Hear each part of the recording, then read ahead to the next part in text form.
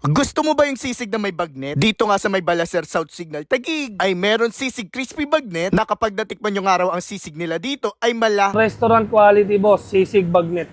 Nag-average lang to ng 120 hanggang 160 or 200, boss. I be feeling like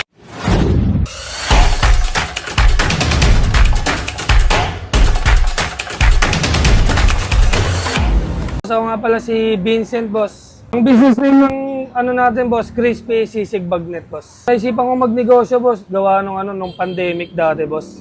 Kasi doon ko na-realize yung boss pag wala kang negosyo, pag dumating yung ganong kalamidad, wala kang paghuhugutan ng boss, ng budget para sa pang daily na natin, gastusin.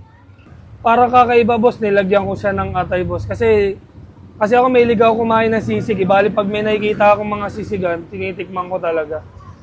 Mas common yung bagnet lang o chicharon. Kaya sa akin, inaluan ko ng atay, boss. Tsaka on the spot lahat ng mga ingredients namin, boss, para nakikita ng customer namin na fresh talaga yung sineserve namin, boss. Taga-Tondo ko, boss, na nagawi lang ako dito sa Taguig, boss, dahil dito na kami kumuha ng bahay, boss. Ang una ko naisip, boss, kasi doon sa amin sa Tondo, boss, sobrang daming kainan doon, boss. Saka sobrang maraming masasarap na bilihan doon, like sisig, boss. Kaya dito sa Taguig, boss, dito ko na sinimulan. Sa awa naman ng boss, ng Diyos.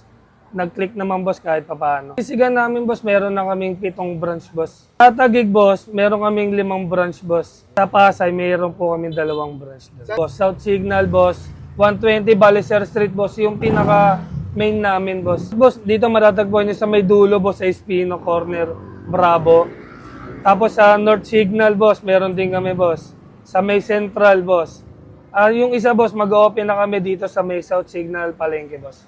Tapos nag-ooperate ang sisig namin, boss, 4 p.m., boss, hanggang 11 p.m., minsan 1 a.m., boss, ganun. Papayo ko lang, boss, sa mga nagbi-business kagaya ko, boss. Wag silang uminto, boss, yun lang. Tapos tuloy lang nila yung passion nila, boss, kung saan sila nahihilig. Kasi pag ang negosyo, tumugma sa'yo, boss, talagang walang ibang magagawa kundi pasasalamat na lang, boss. So what's up, guys? This is K-Bor. Ayan, nire-review natin tong sisig dito sa Balacer South Signal, Taguig. Ayan, kakaiba yung sisig nila dito. Parang siyang pinagalong dinakdakan at sisig.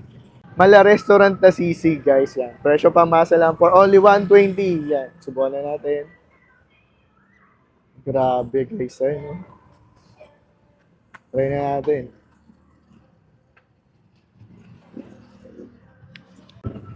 Yung pinaka-sisig sauce talaga nagdadalas dito, guys. Kapay masarap dahil crunchy. Masarap siya kasi crunchy, guys. Ayun. Gawa ng bagnet. Yan. Bay nagbabalance siya dahil may atay na kasama. Grabe, sarap. And then, sisig na pandayo. Pwede pang pulutan at pang ulam, guys. So, panalong-panalo to, guys. Kaya madami na pala itong branch. Hindi na rin nakapagtaka, guys. Kasi yung sisig talaga, pandayo. Kaya nagkaroon ng 5 branch dito sa Taguig. Naghanap po yan ng kakaibang sisig, guys. Dahil yun na yung malapit na crispy sisig bagnet sa Taguig. Meron na rin sila sa Pasay. So yun lang, enjoy ka muna.